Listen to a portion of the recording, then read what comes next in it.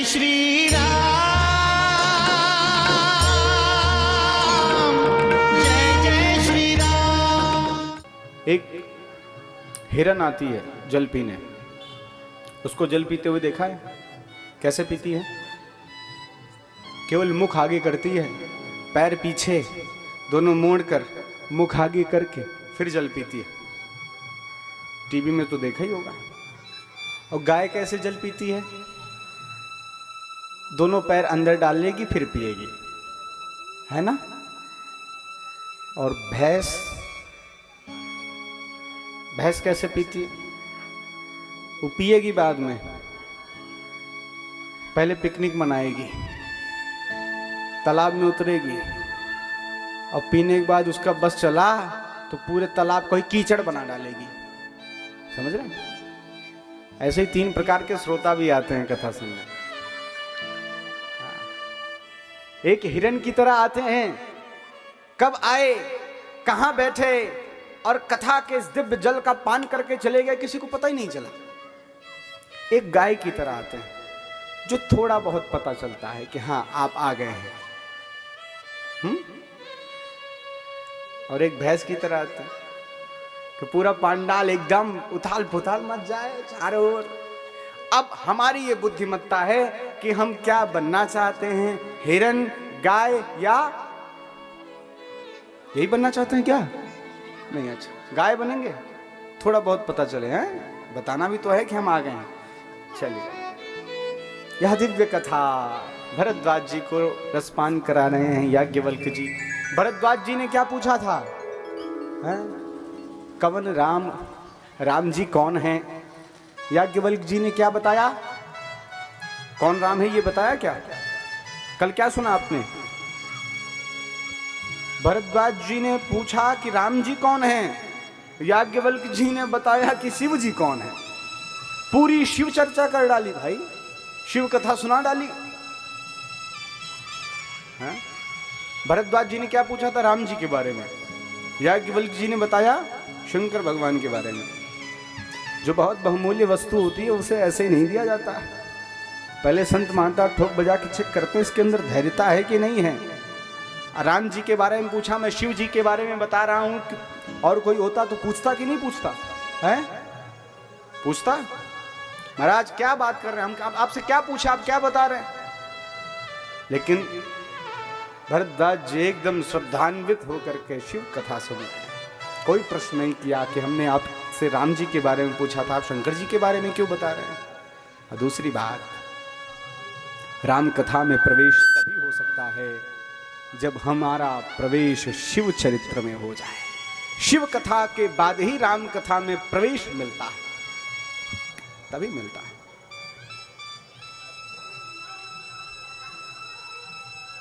बिना शिव जी का आश्रय लिए राम जी तक नहीं पहुंचा जा सकता। याज्ञवल्क्य जी कह रहे हैं, राम चरित अति अमित मुनीसा,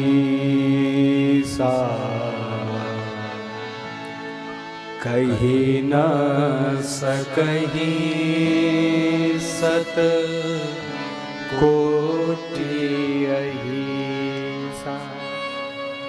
रामचरित्र तो ऐसा है,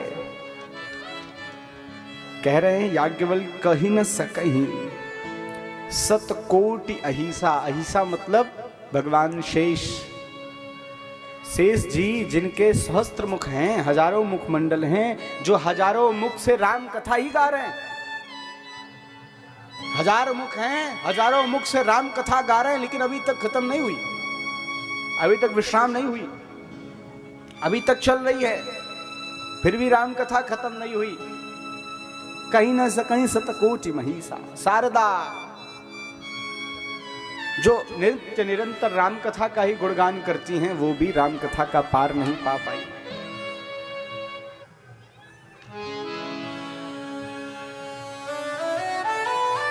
तो मानो भरद्वाज जी ने पूछा कि जब सतकोटि अहिसा नहीं कह सकते हैं तो आप कैसे कहने जा रहे हैं?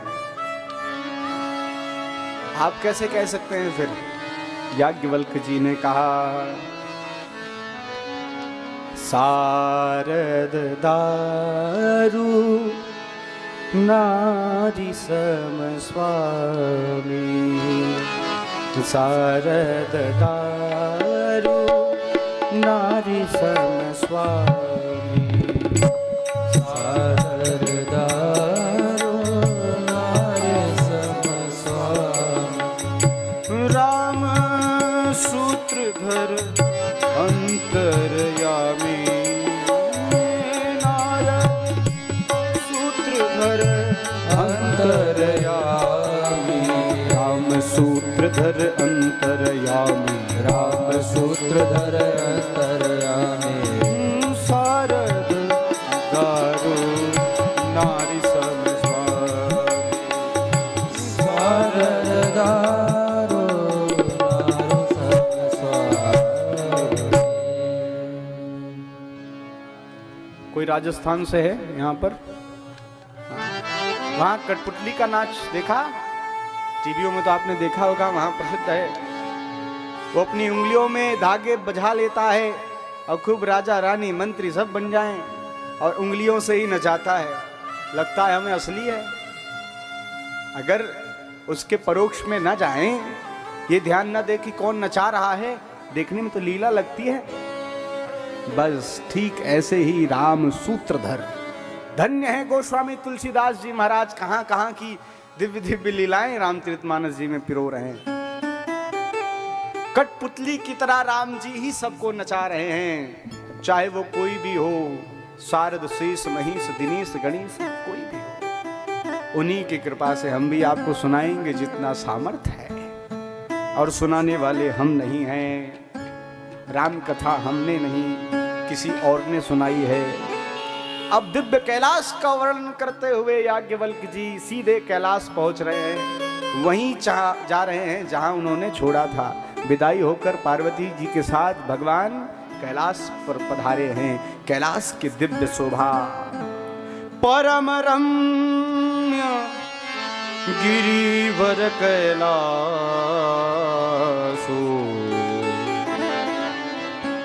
कैलासो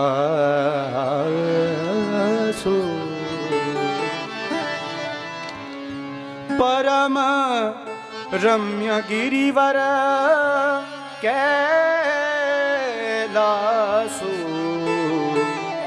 सदा जहां शिव उमा निवास। दर्शन करें, परम रम्य दिव्य। आज भी उस जगह पर कोई जा नहीं पाता है। लोगों को खूब सुना होगा आपने, हिमालय पर चढ़ाई की, एवरेस्ट पर चढ़ाई की, लेकिन आज तक कोई कैलाश का पार नहीं पा पाया। सैटेलाइट से जब फोटो ली गई तो आज भी वहां पर ऐसा दर्शन होता है जैसे शंकर जी वहां विराजमान है। वहां एक बट वृक्ष है, क्योंकि भगवान भोलेनाथ विश्वास के स्वरूप है। उसी बट वृक्ष के नीचे ही प्रभु विराजमान होते हैं। तेहि गिरी पर बट बिटप विशाला, नित नूतन सुंदर सब काला। उसके पत्ते कभी झड़ते नहीं हैं, वो नित्य नवीन बट वृक्ष बना रहता है। और देखो, गृहस्थ जीवन में प्रवेश करने के बाद लोग कैसे बदल जाते हैं। लोगों की भक्ति छूट जाती है, माया की काया में लिपट जाते हैं। लेकिन धन्य है मेरे भोलेनाथ, गृहस्थ जीवन में प्रवेश करते ही उन्होंने अपने स्वरूप को अपनाया, अपनी सहज समाधि भूले नहीं, और उसी बट वृक्ष के गए हैं अपने हाथों से अपना आसन लेकर। कोई चेला नहीं लेके चल रहा हम लोगों की तरह। हम लोग थोड़ा व्यवस्था से चलना चाहते हैं, आसन कोई और ले नहीं, लेकिन शंकर जी भोलेनाथ सहज हैं, अपना आसन अपने साथ रखे हुए, अपने हाथ में लेकर गए। अपना आसन, अपनी माला, अपनी झोली की व्यवस्था स्वयं रखनी चाहिए। निज कर दासी नागरी पुछाला निज कर दासी नागरी पुछाला निज कर दासी नागरी पुछाला निज कर दासी नागरी पुछाला निज कर दासी नागरी पुछाला बैठे सहज ही शंभु कृपाला बैठे सहज शंभु कृपाला सहज में बैठे सहज ही है? बैठना भी सहज होना चाहिए महाराज। कैसे बैठते हैं कैसे उठते हैं रामचरितमानस ये भी सिखाता है आपको। बैठना उठना बोलना चलना खाना पीना कितना खाएं कैसे खाएं कहां खाएं कैसे बैठें कैसे बोलें रामचरित पक की शिक्षा देता है आपको बंधुओं। लेने वाला कोई हो जीवन का कोई भी ऐसा कोई पहलू नहीं है जिससे आप रामचरितमानस जी से शिक्षा नहीं ले सकते। बैठे सहज शंभु कृपाला सहज बैठे सहज होना चाहिए। समाधि के लिए सबसे पहली बात है सहज होना। जब आप सहज होते हैं तभी समाधि लगती है। जब आप अंतर्मुखी होते हैं सहज बनते हैं। सहज मतलब सहज जानते हैं कौन जानता है सहज? आपका सहज स्वरूप क्या है पता है? जो हमारे सामने वो नहीं है। जब आप अपने कमरे में अपनी कुंडी बंद कर लेते हैं और एकांत में बैठते हैं उस समय आप जो होते हैं वो आपका सहज स्वरूप है। लोग कह रहे हैं कि हम उनसे बड़ा प्रेम करते हैं, हमारा उनसे द्वेष है, हमारा उनसे वो है ये है। सब आप एक्टिंग कर रहे हो। पूरा जगत एक दूसरे से अभिनय कर रहा है, बस वो ठीक से इसको स्वीकार नहीं कर पाता। सब अभिनय ही कर रहे हैं। गुरुदेव से मिल रहे हैं तो भी अभिनय, बाहर वालों से मिल रहे हैं तो भी। कभी अपने कमरे में जाकर अकेले बैठकर सोचना है क्या मैं दिन भर जिन जिन से मिल के आया हूं क्या मेरा वो स्वरूप था? नहीं। अकेले में जब बैठे हो कभी कभी जब बाथरूम में ब्रश करते हुए मुख धुलते हुए हम देखते हैं और हमारे अंदर का बच्चा जग जाता है, मुंह टेढ़ा भी कर लेते हैं।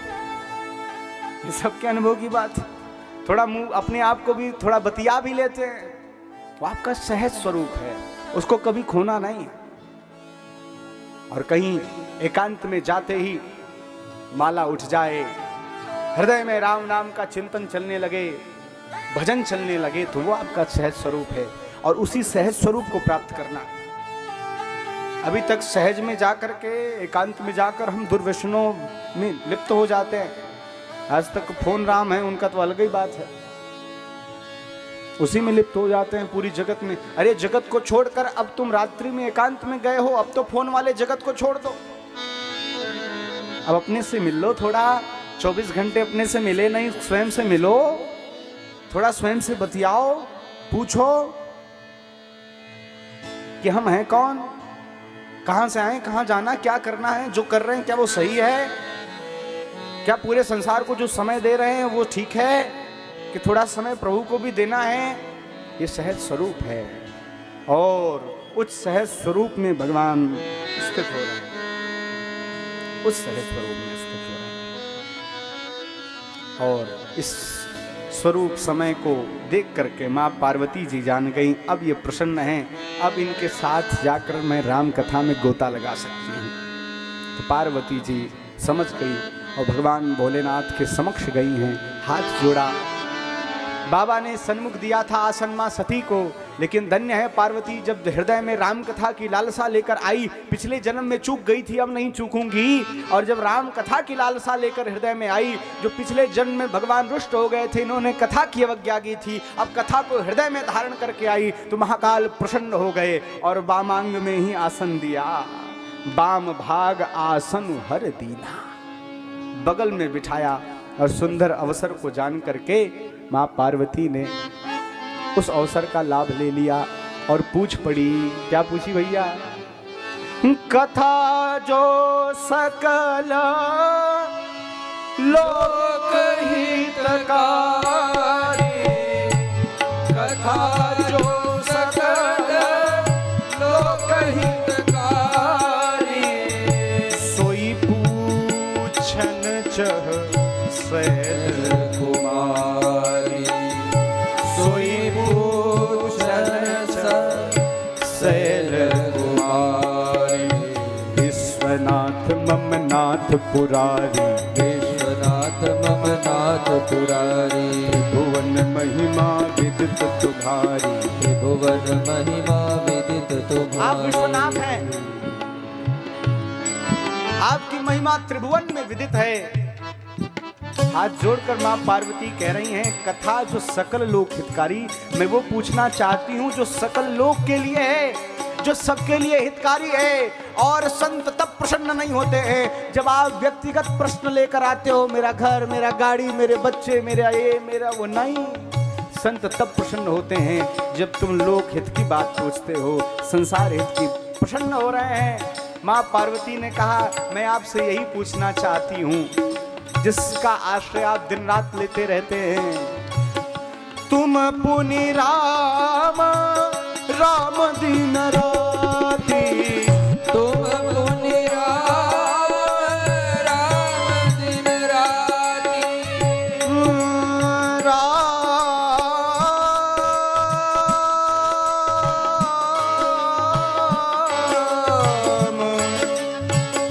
राम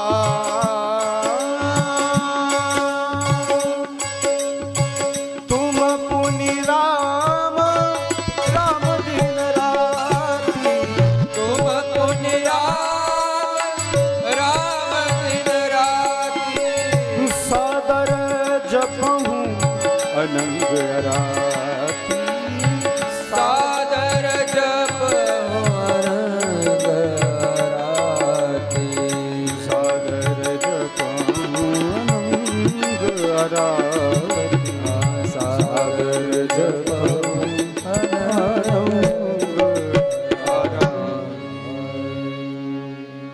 तुम पुनि राम राम दिन राती। जिन राम नाम की मस्ती में आप डूबे रहते हो, पूर्व जन्म की जो शंका थी, हाँ, वो मैं दूर करना चाहती हूँ। देखो बंधुओं, शंका, संशय आपका विनाश कर देती है। संशयात्मा विनश्यति। कब? जब उस शंका का समाधान आप स्वयं करना चाहते हो। जब आपके अंदर संशय आता है तब आपको गुरु शरण में जाना चाहिए। स्वयं से संशय का समाधान नहीं होता। इस पूर्व जन्म में सती जी अपने संशय का समाधान स्वयं करना चाहती थी, इसलिए मरना पड़ गया। वो संशय अभी तक व्याप्त है। माँ पार्वती जी समझ गई, एक जन्म गवाया, अब संशय को स्वयं नहीं उलझाना है, सुलझाना है, गुरु से कहना है। और गुरु शंकर रूपिणम, भगवान शंकर के समान गुरु कौन है? इसलिए अपने संशय को गुरु से कहा, भगवान शंकर जी से कहा, तब अब ये संशय आपको भगवान की ओर ले जाएगा। इसलिए संशय का समाधान गुरु ही कर सकता। और पूछा वही प्रश्न जो भरद्वाज जी ने पूछा कि राम जी कौन हैं? किन राम जी का आप नाम जपते रहते हो? क्या वो हैं जो मुझे वन में मिले थे पूर्व जन्म में राजा के छोकरे? क्या वही राम हैं, या जिन राम का आप चिंतन करते हो वो कोई और हैं? कृपया, यदि वो वही राम हैं जो दशरथ नंदन राम हैं, तो आप उनके बारे में बताइए, उनके बाल स्वरूप, बाल चरित्र को सुनाइए। क्यों वो उस दिन रो रहे थे? क्यों विलख रहे थे? क्यों वो लीला कर रहे थे? और नर लीला की क्यों उन्होंने? परब्रह्म रो क्यों रहा था, वो भी एक स्त्री के लिए? वो स्त्री कौन थी? आप बताइए। और जो जो मैंने नहीं पूछा है वह भी बताइए, क्योंकि गूढ़ तत्व न साधु दुरावहि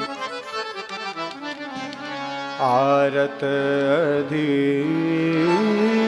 अधिकारी जहाँ पावनि।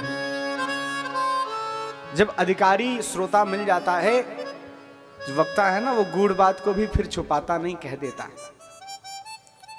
भाई कक्षा में वो जो विद्यार्थी है वो कितनी शिक्षा को ग्रहण कर सकता है वो शिक्षक जानता है, उसको उसी के हिसाब से वो समझाता है, और जो उसके हिसाब से समझाता है वही ठीक से शिक्षक है। अब शिक्षक तो बीएड पीएचडी भी करके आया है, वो क्या पढ़ा रहा है, एबीसीडी।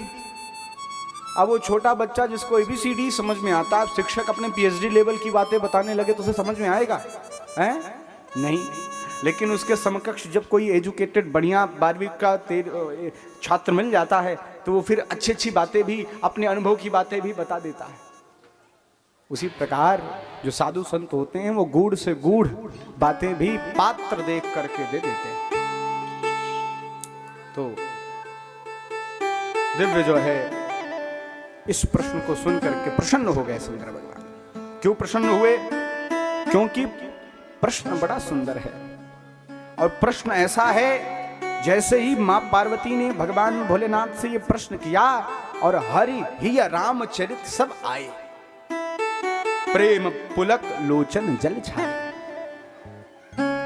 मां के प्रश्न करते ही हृदय में रामचरित्र का प्रादुर्भाव हो गया, भगवान की लीलाएं चलने लगी भोलेनाथ के हृदय में। अब प्रश्न करता होना ही यही चाहिए। संतों के पास जाओ तो केवल भगवत चर्चा लेकर जाना, आपके प्रश्न से संत हृदय प्रसन्न हो जाए, भगवान के चरित्र उनके जीवन में, उनके हृदय में आ जाए, तब वो पुलकित होंगे, और उससे बड़ा उनके लिए कोई उपहार नहीं हो सकता है। हम जाते हैं सांसारिक बातें लेकर के और उन्हें दुखी करके आते हैं, उन्हें भजन से विक्षेप करके आते हैं, अपराध ऊपर से लेके आते हैं। हमारा ये दायित्व बनता है, लोक हित की बात पूछने जाएं, भगवत चर्चा करने जाएं, ये पूछें कि भक्ति पक्ष में हमारी वृद्धि कैसे होगी, हमें राम कब मिलेंगे, कैसे मिलेंगे। और उमा ने जैसे ही मां पार्वती ने प्रश्न किया, हरि ही रामचरित सब आए, सारे चरित्र जो है भगवान भोलेनाथ के हृदय में प्रकट हो गए, पुलकित हो गए, नैन जल छाए, आह्लादित हो गए, और इतनी आह्लादित हो गए कि मुख से निकल पड़ा, धन्य धन्य गिरिराज कुमारी, धन्य धन्य गिरिराज कुमारी, धन्य धन्य गिरिराज कुमारी, तुम समान नहीं को उपकारी, तुम समान नहीं को उपकारी।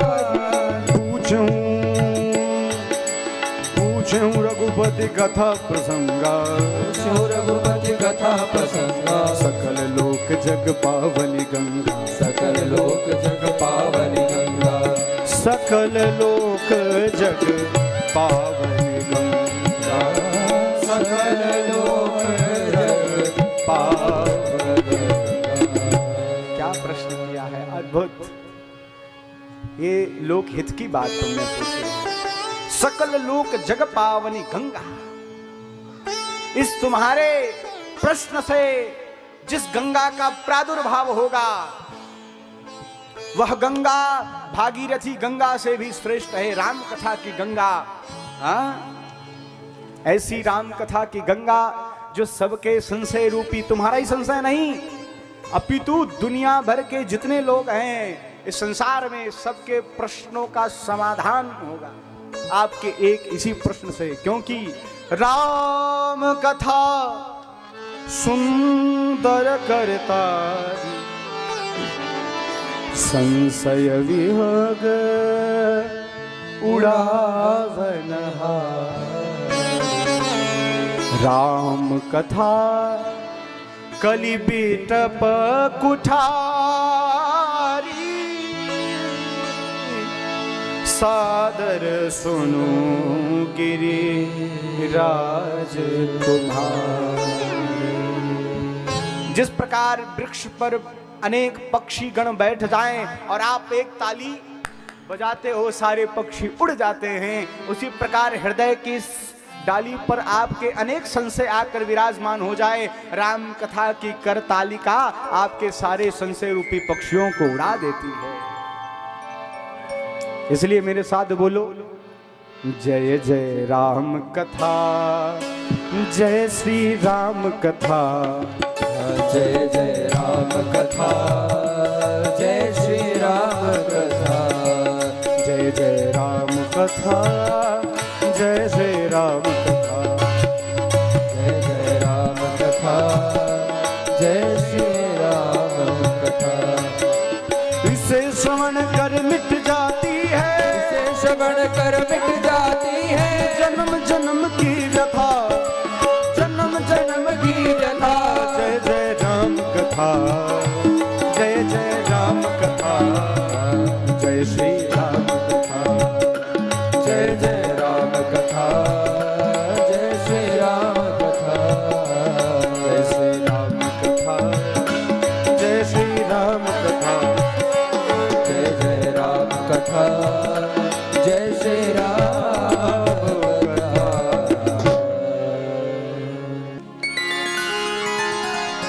बोलिए राधा वल्लभ लाल की जय।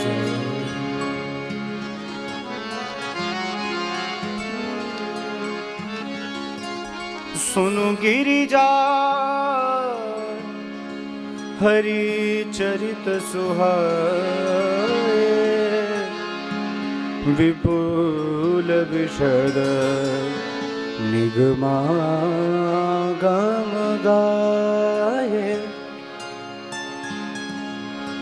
हरि अवतार है तुझे ही होई, इद मिथ्यमो कही जाई न को।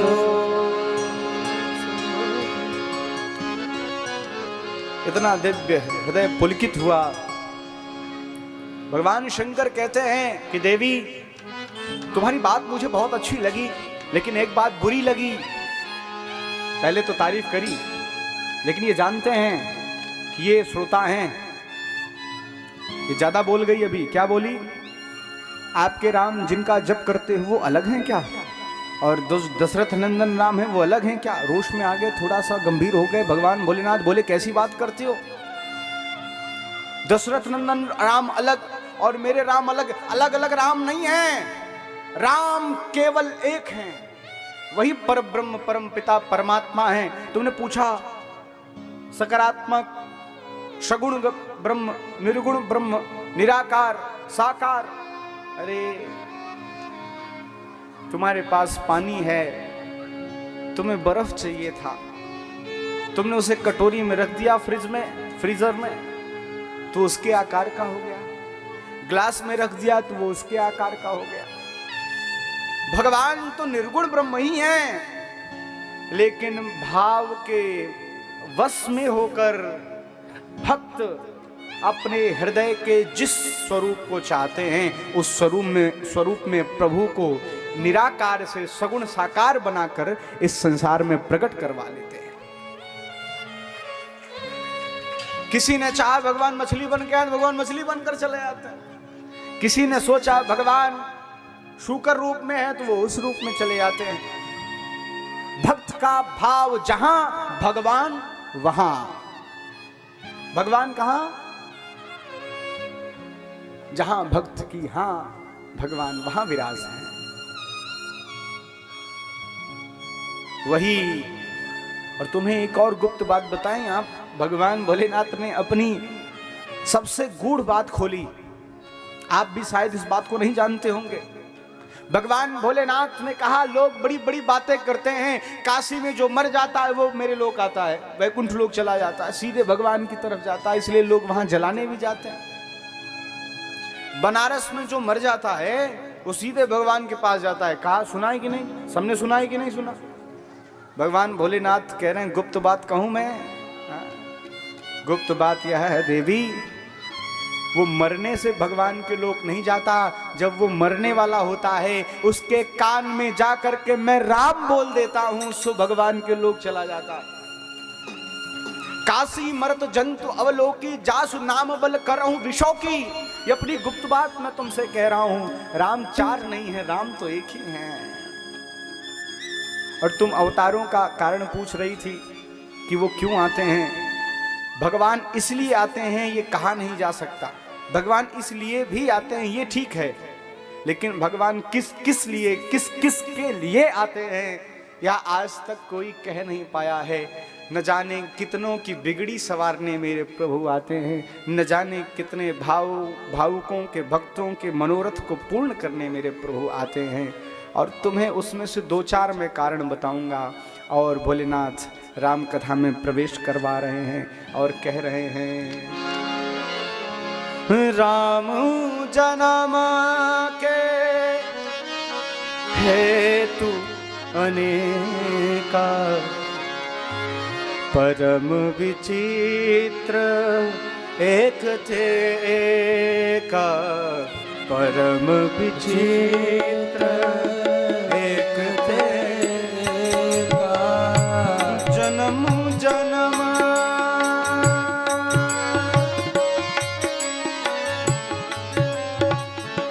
जन्म एक दुई कहूँ बखानी, जन्म एक दुई कहूँ बखानी, सावधान सुन सुमति भव, सावधान सुनो सुमति भवानी, वरपाल हरि के प्रिय दो,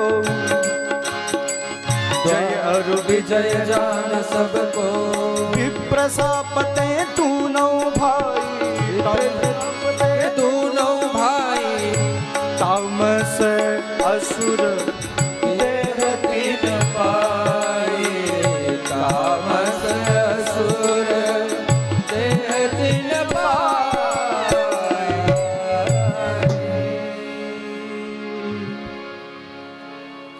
अब भगवान के अवतारों का कारण सुना रहे हैं भोलेनाथ। और क्या कह रहे हैं, एक दिन की बात, आओ आपको ले चलें सीधे वैकुंठ।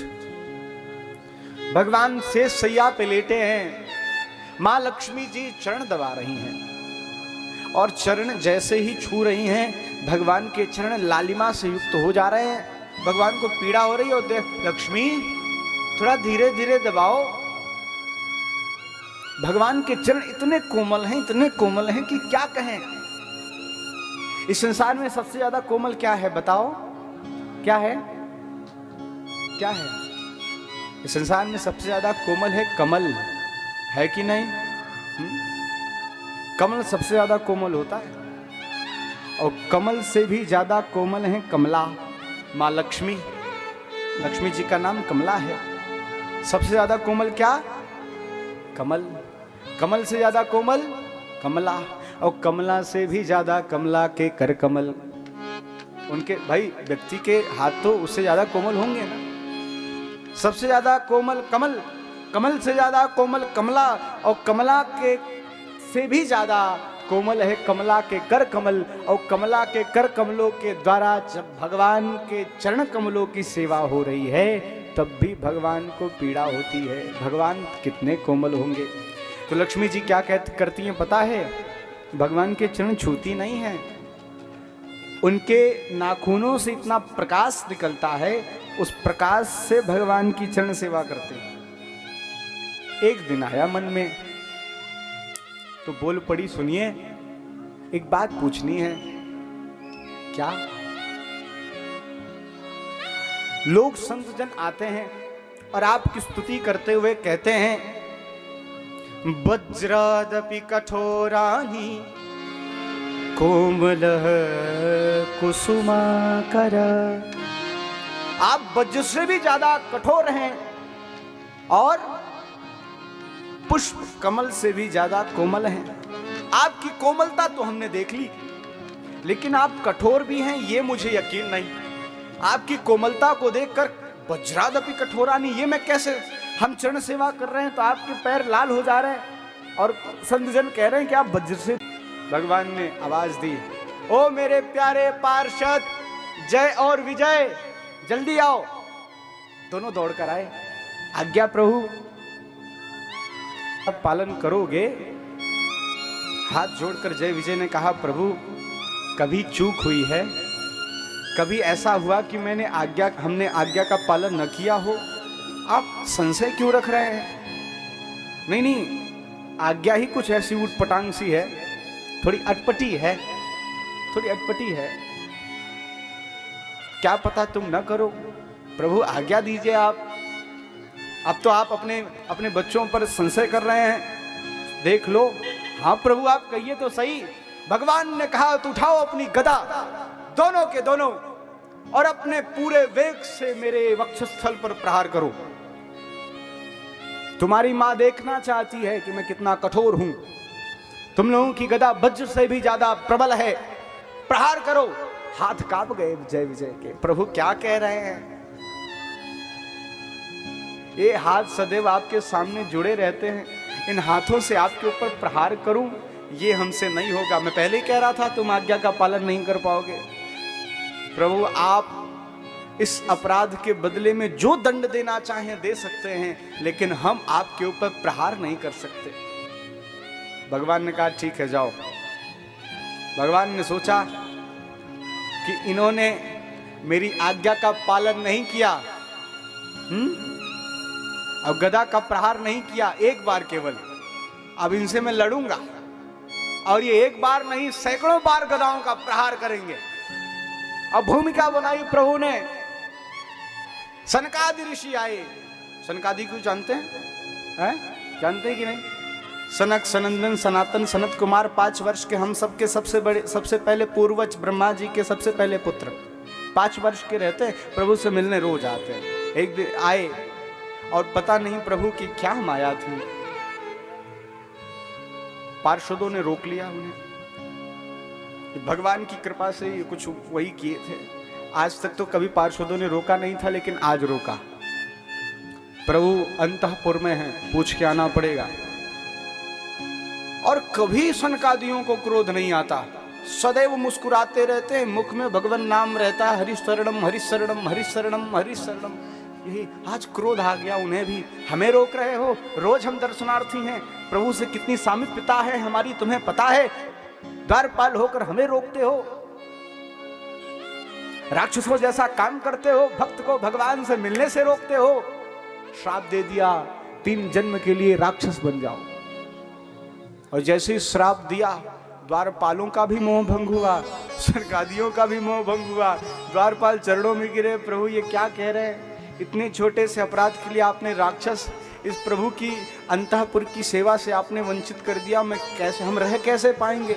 आपके श्राप से दुख नहीं है, दुख तो इस बात से है आपने प्रभु को हमसे दूर कर दिया। तुरंत प्रभु वहां प्रकट हुए और सबको कहा कि ये सब मेरी इच्छा से हो रहा है। इन दोनों ने गदा नहीं मारी मुझे, अब ये 3-3 जन्म गदा मारने के लिए तरसेंगे। तरसेंगे कि नहीं? वही जय विजय क्या बनकर आए? हिरण्याकशिपु, हिरण्याक्ष, रावण, कुंभकर्ण, कंस, दंतवक्त। जब भगवान ने कहा 3-3 जन्म तुम तो आओगे, हाथ जोड़कर द्वारपाल ने कहा प्रभु आप राक्षस बनाओ चाहे जो करो, बस हमसे अपने आप को दूर मत करो। भगवान ने कहा मेरी लीला है तो मैं नहीं रहूंगा क्या? तुम भी आओगे तो मैं भी आऊंगा। तुम 3 जन्म के लिए आओगे तो मैं 4-4 अवतार लेकर आऊंगा। तुमसे आगे रहूं, स्वामी हूं ना। हाथ जोड़कर जय विजय क्या कह रहे हैं? जो बनाओ सो बन जाएंगे, जहाँ भेजो वहीं जाएंगे। जो बनाओ सो बन जाएंगे, जहाँ भेजो वहीं जाएंगे। किसी देश में रहे, किसी भेष में रहे, किसी देश में रहे, किसी भेष में रहे, पर तुम्हारे ही कहलाएंगे। जहाँ भेजो वहीं जाएंगे। जो बनाओ सो बन जाएंगे, जहाँ भेजो वहीं जाएंगे।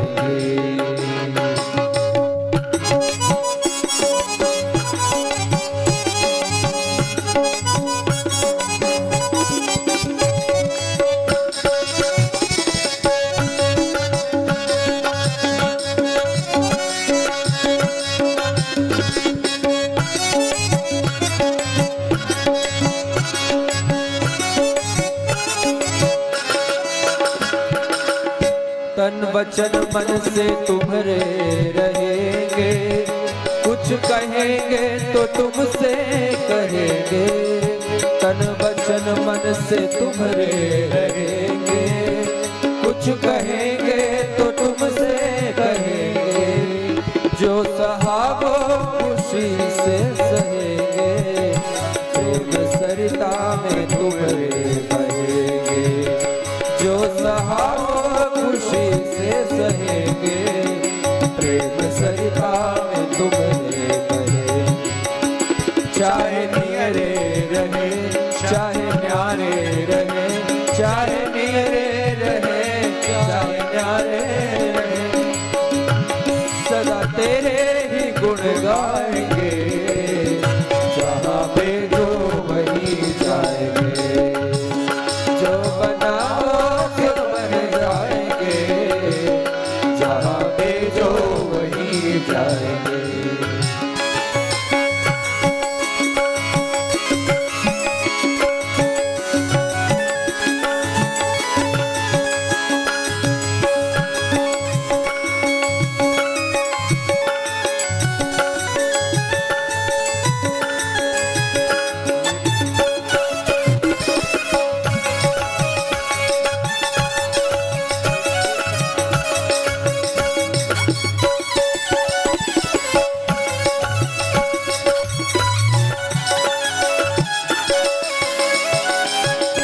मेरी डोरी प्रभु तेरे घर में, चाहे जंगल में रख लो या घर में।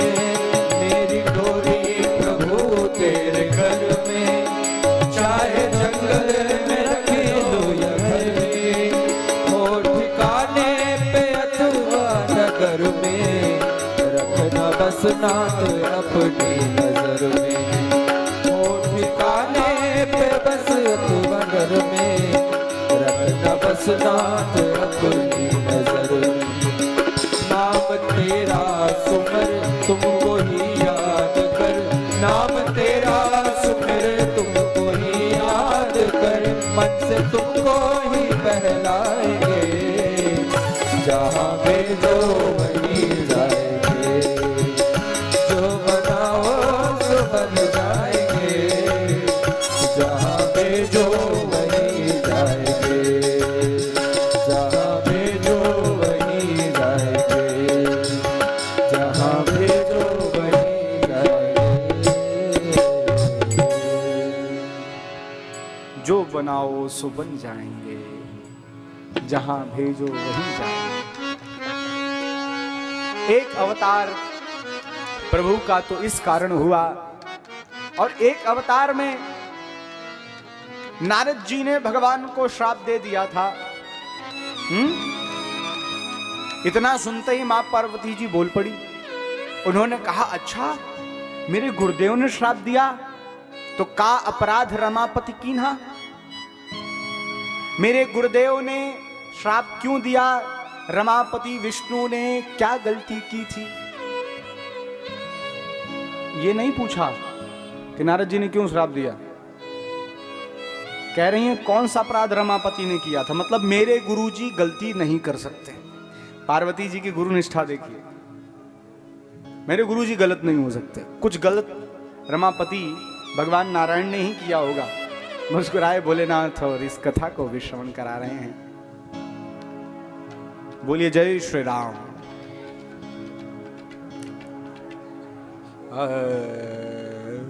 एक बार एक समय की बात।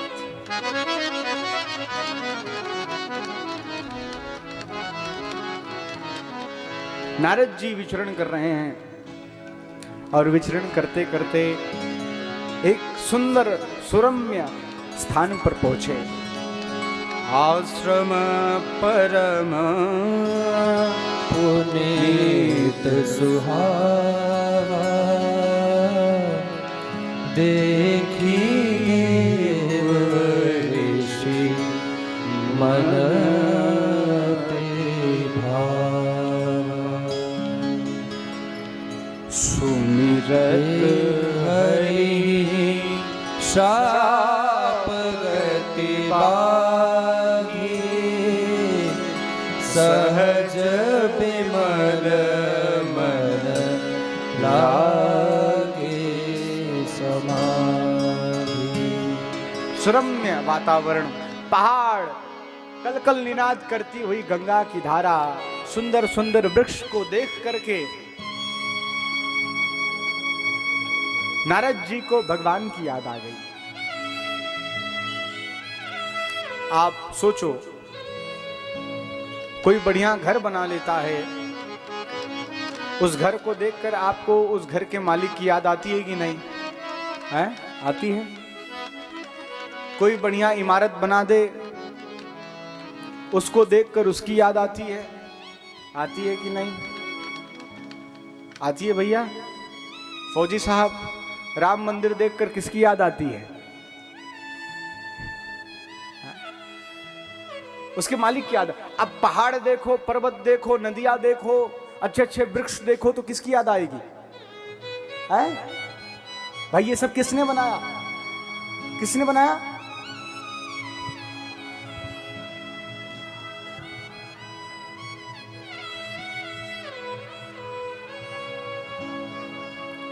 प्रभु ने बनाया, राम जी ने बनाया। इस दुनिया में सुंदर सुंदर फूल खिलाने वाला,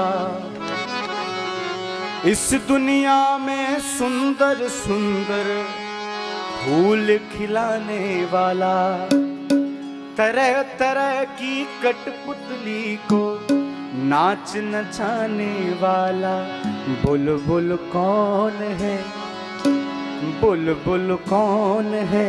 सब कुछ करता रहता फिर भी मौन है, बुलबुल कौन है? बुलबुल कौन है? जो सब कुछ कर रहा है, कभी चांद तारों को, कभी चांद तारों को बनाता है, जो सूरज चमकाता है, पूरी सृष्टि का रचयिता बनाकर भी मौन है। अभी कोई घर सुंदर कहो तो बोलने वाला आ जाएगा हमने बनाया है, लेकिन इस सृष्टि को बनाने वाला कभी कहने नहीं आया, और उस पर हम अपना आधिपत्य जमा कर कहते ये मेरा है, ये जमीन मेरी है, लेके जाओ फिर छाती पर, हिम्मत हो लेके जाके दिखाओ। ये घर मेरा है, लेके जाके दिखाओ। हैं? ये रुपया मेरा है, लेके जाके दिखाओ। 1 रुपए लेके जाओ, यहां से ले जा सकोगे? कोई नहीं ले जा सकता, कोई ले ही नहीं जा सकता।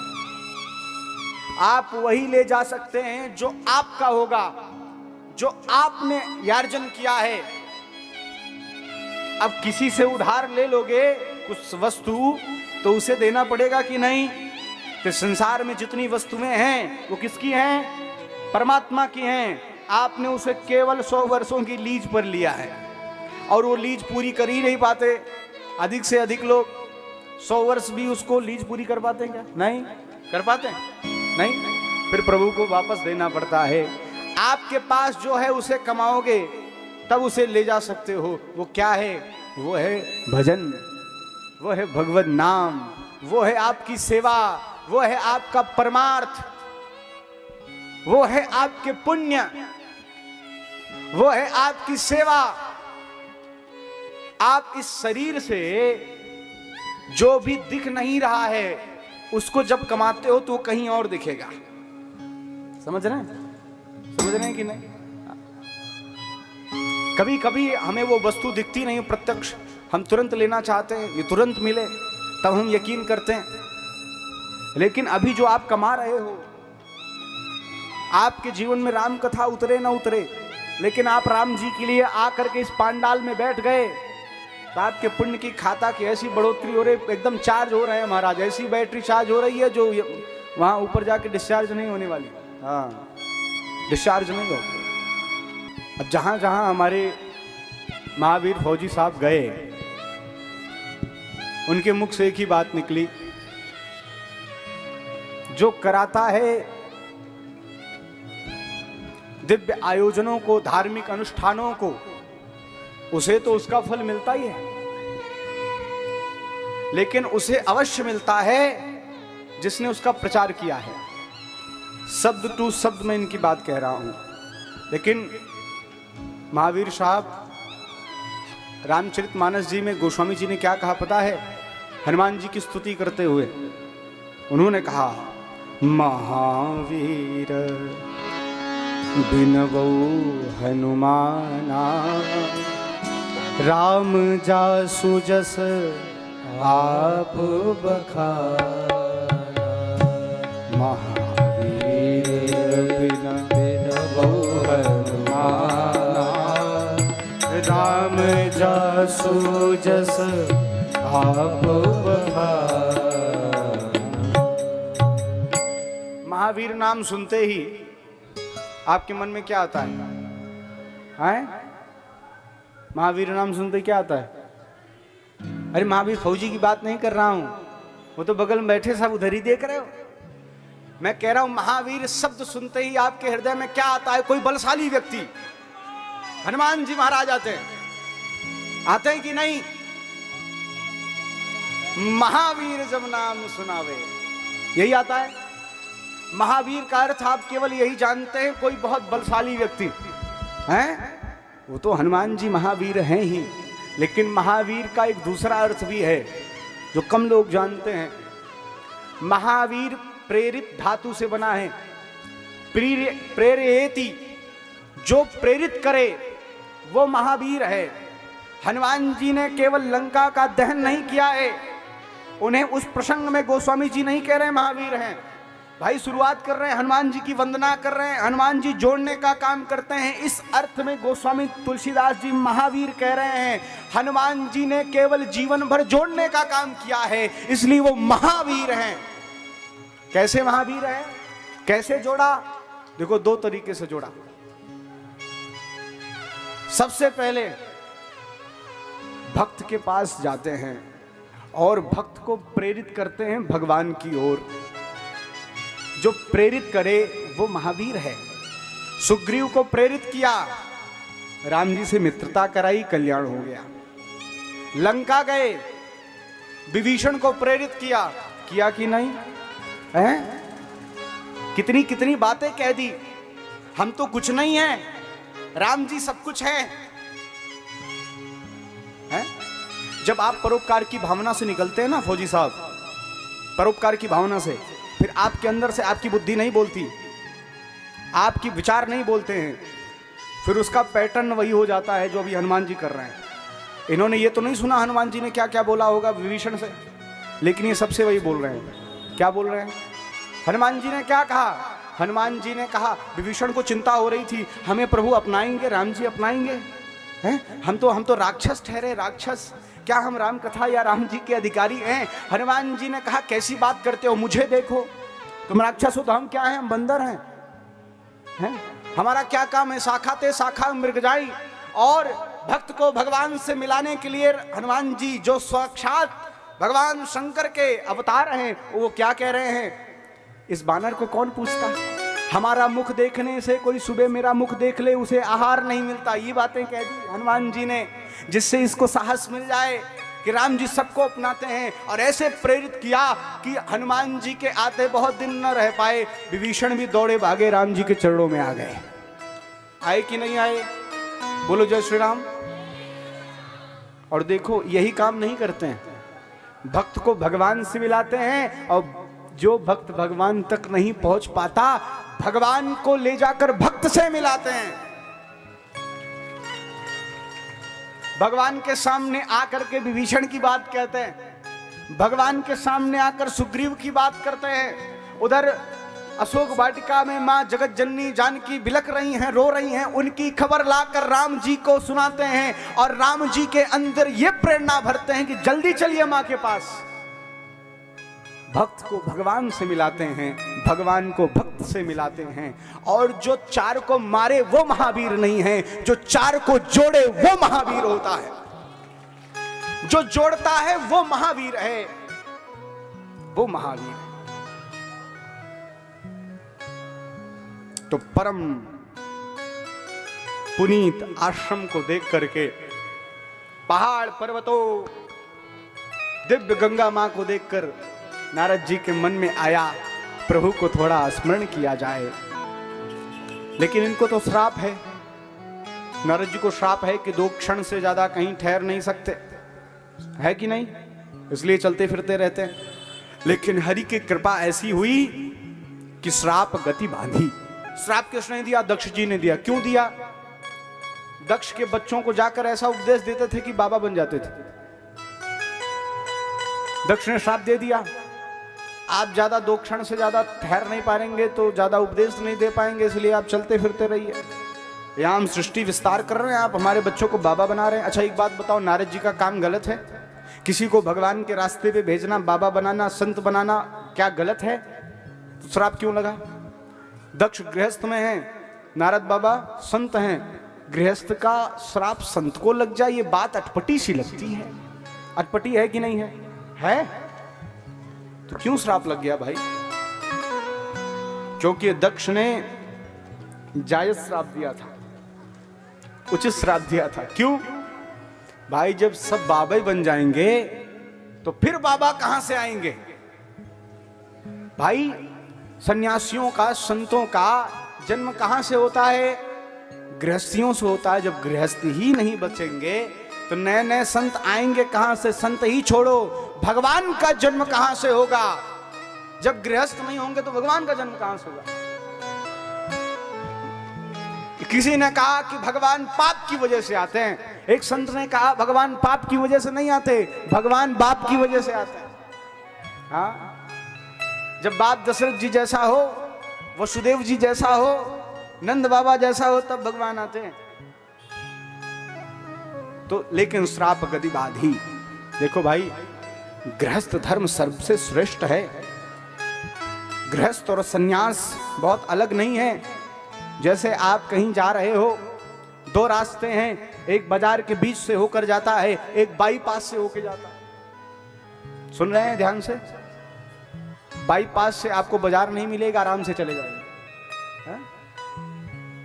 तो ये जो बाईपास वाला रास्ता है, ये सन्यास का आश्रम है, संतों का, बाबाओं का रास्ता है। ये झंझटों में बिना पड़े ही जाकर भगवान से मिलते हैं। और ये जो गृहस्थ हैं, ये बाजार के बीच से जाते हैं। लेकिन धन्य है वो गृहस्थी, बाजार से जब आप गुजरते हैं, पीछे से कोई हार्न दे रहा है, आगे देखो, पीछे देखो, बगल देखो, यहां तक कि ऊपर भी देखो। ऊपर क्यों देखो? एक व्यक्ति जा रहा था, ऊपर से किसी ने पान खा के पीप मारी, उसके मुंह पे गिरा। उसने कहा भाई क्या कर रहे हो, थोड़ा देख के थूको ना। उसने क्या कहा पता है? हम देख के थूकें, तुम देख के क्यों नहीं चलते? उसने कहा अगर हम देख के चल रहे होते तो अभी तो यहां गिरा है, अगर आपकी ओर देखते तो कहां गिरता है? बड़ा झंझट है, सड़क पे चल नहीं सकते। आप अच्छा चलाते हैं ये बड़ी बात नहीं है, थोड़ा देखता के चलो, अगला ठोक देता है, और ठोकने के बाद मजबूत है तो तुम्हें भी ठोकेगा अगर तुमने कुछ बोला तो। हाँ, अभी मैं आ रहा था, 10 दिन की पहले की बात बताऊं। मैं नागलोई से कैब करके यहाँ आ रहा था, फौजी साहब। वो जो कैब वाला था, हम डर गए वहाँ पर। वो कैब वाला था, वो बेचारा थोड़ा सा क्या हुआ मुझे तो पता भी नहीं चला, स्कूटी वाला उतर कर आया, गेट खोला और बेचारे कैब वाले को खूब मारा। अब मैं बगल में बैठा हूँ, अब मैं कुछ बोल नहीं पा रहा हूँ, अब मैं करूँ क्या? अपनी न गाड़ी न अपना कैब वाला। अब वो मार रहा है थप्पड़ थप्पड़, 2-4 थप्पड़ मारा, गाली दिया। अब वो बेचारा रो रहा है, कह रहा है महाराज जी ये जो नया कानून बना है इस वजह से हम लोग पिट रहे हैं, बताइए कहाँ तक इंसाफ है? हम बेचारे गरीब हैं, ना हमारी गाड़ी है, हम तो केवल चला रहे हैं, मालिक की गाड़ी है, कुछ बोल नहीं सकते।